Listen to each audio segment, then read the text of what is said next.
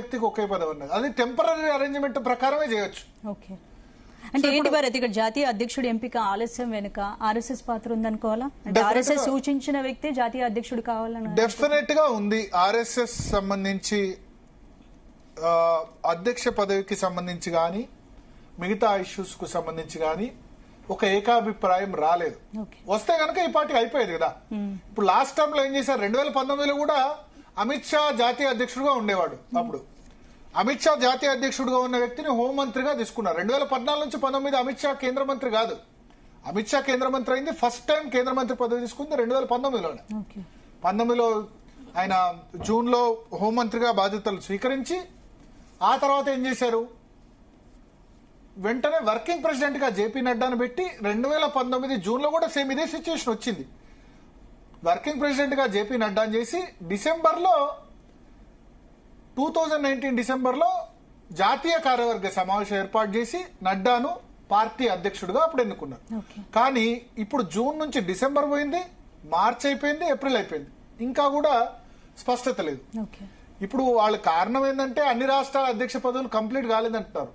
కేంద్ర మంత్రి జాతీయ అధ్యక్ష పదవి విషయంలో ఏకాభిప్రాయం రాకపోవడం వల్ల, పేర్ల విషయంలో ఏకాభిప్రాయం రాకపోవడం వల్ల ఈ 4 రాష్ట్రాల అధ్యక్షులను ఆపుతున్నారు. ఇప్పుడు ఉత్తరప్రదేశ్, మధ్యప్రదేశ్, తెలంగాణ, ఆంధ్రప్రదేశ్ ఈ 4 రాష్ట్రాలకు సంబంధించిన అధ్యక్ష పదవులు ఏ నిమిషమైనా అనౌన్స్ చేయొచ్చు అని చెప్తున్నారు.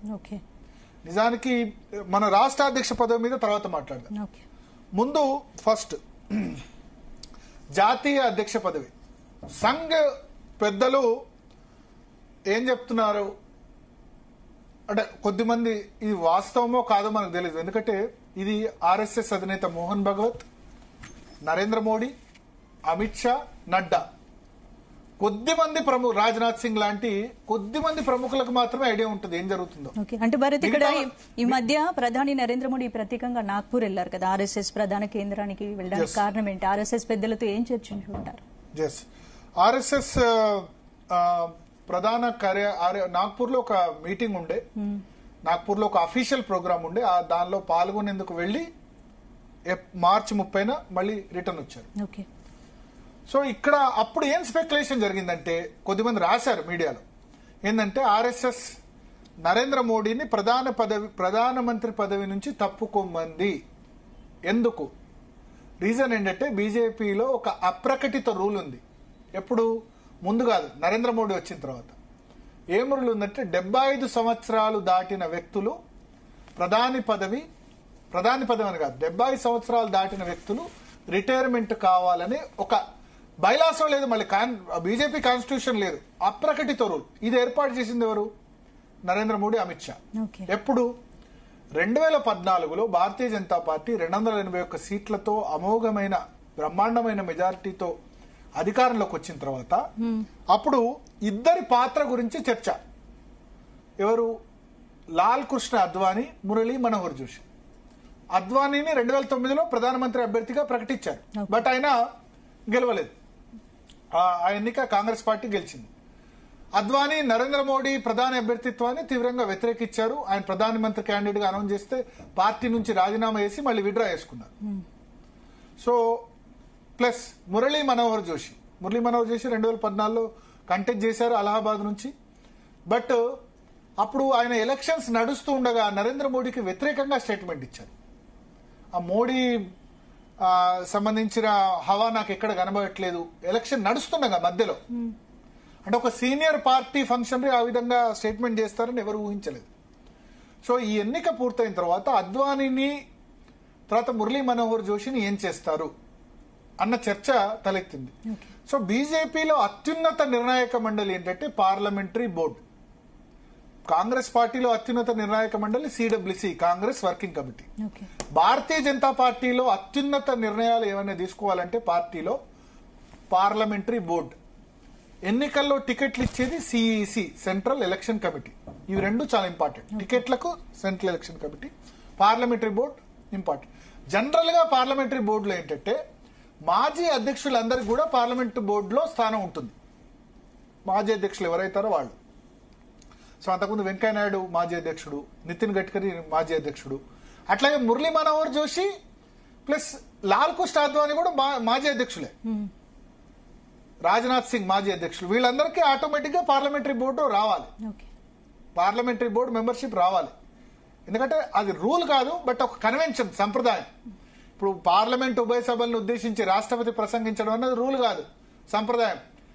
అసెంబ్లీ ఉభయ సభలను ఉద్దేశించి గవర్నర్ ప్రసంగించడం అన్నది కంపల్సరీ రూల్ ఏం కాదు, అది సంప్రదాయం. మీరు ప్రభుత్వం పిలిచి ఇన్వైట్ చేయడం సంప్రదాయం వేరు, రూల్ వేరు. ఖచ్చితంగా చేయాలన్నది రూల్ వేరు. సో రాజ్యాంగంలో ఎక్కడ లేదు రాష్ట్రపతి, బట్ రాష్ట్రపతి ఈజ్ ఆల్సో పార్లమెంట్ లో ఒక భాగం.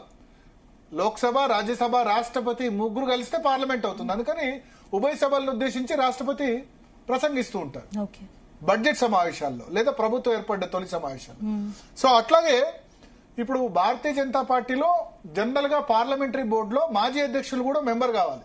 కానీ లాల్ కృష్ణ అద్వానీని గాని మురళీ మనోహర్ జోషిని గాని ఇద్దరిని అప్పుడు పార్లమెంటరీ బోర్డు మెంబర్స్ చేయలేదు. ఎందుకంటే వాళ్ళు చాలా సీనియర్స్. మళ్ళీ వాళ్ళు పార్లమెంటరీ బోర్డులో ఏం ప్రతిఘట ఏ ఇష్యూస్ మీద, గవర్నమెంట్ ఫంక్షన్ మీద ఏం చేస్తారన్న ఉద్దేశంతో వాళ్ళు ఏం చేశారంటే మార్గదర్శక్ మండల్ అని ఒకటి పెట్టారు. అంటే మనకు మార్గదర్శి చేసేది, అంటే ప్రభుత్వానికి పార్టీకి మార్గదర్శక చేసి, ఆ మార్గదర్శక మండలిలో మెంబర్స్ ఎవరంటే అమిత్ షా, అప్పుడు అధ్యక్షుడు అమిత్ షా చేశారు. రాజ్నాథ్ సింగ్ నేతృత్వంలో అధికారంలోకి వచ్చింది.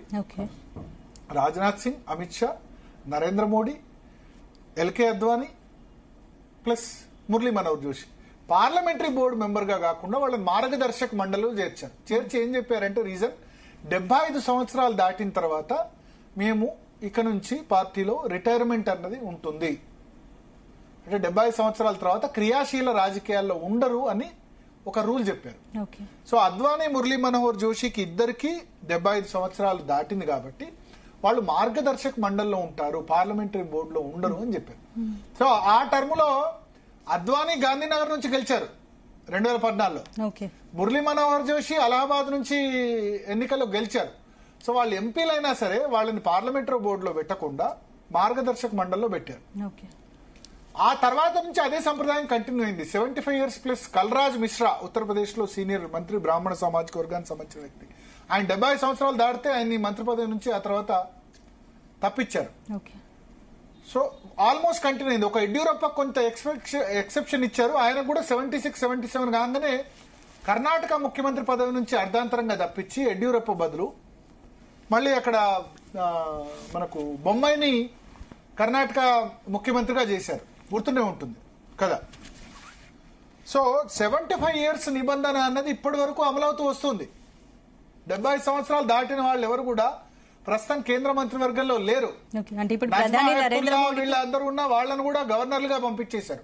మళ్ళీ గవర్నర్ పదవికి దీన్ని వర్తింపజేయలేదు. బట్ పార్టీలో, ప్రభుత్వంలో మాత్రం 75 సంవత్సరాలు దాటిన వాళ్ళు ఎవరికి ఎగ్జంప్షన్ లేదు. సో ఇప్పుడు నరేంద్ర మోడీ